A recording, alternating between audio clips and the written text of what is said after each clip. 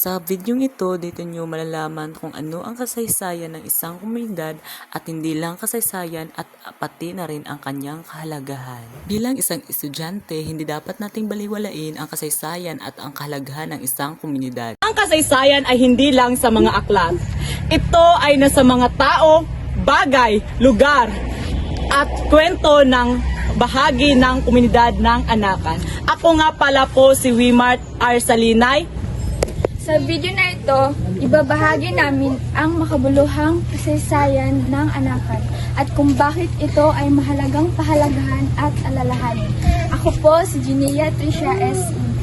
Dahil ang Anakan ay may kwentong karapat-dapat nating malaman at may pagmalaki nating lahat. At ako nga po pala si Daisy T. Felix. At para mas malaman pa namin ang kasaysayan ng Anakan, ay in-interview namin si Lolo Rode sa Lugsugan.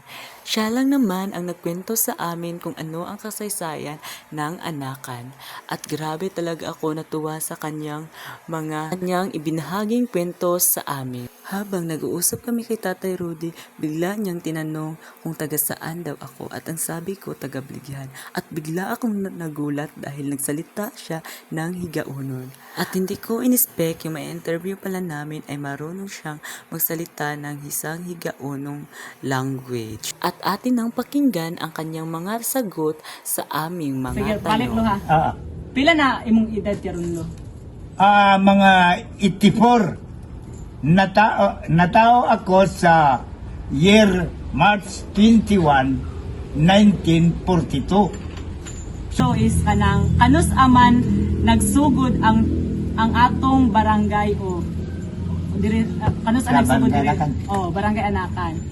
Nagsugod ang barangay Anakan wala kay sa year 19 March 6 bakatupag 3 August, month of August, basta month of August 1963. Unsa man ang pinaka-importante nga panghitabo nga dili ninyo makalimtan dinhi. Dili Ato barangay? diri sa Anakan. Nga dili gayud malimtan. Ang mga panhitabo sa una pa lugar. Sa una pa, marsyalo. Niagi tag marsyalo nga ang Matlo sa imong Gubit- time sa pag nagsugot ka ng interview, mga sharing sa miaging panahon. Lagi. Salamat kayo. Ngayon, marami na ang nagbabago sa Anakan.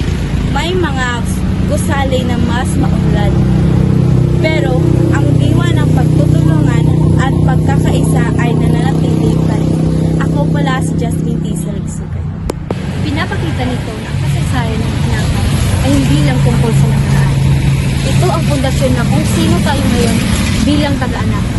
Ako nga po pala si Janica Mia Espada. Kaya bilang mga kabataan, tungkulin nating alalahanin, ihalagaan at ipamana ang kwentong ito sa susunod na henerasyon.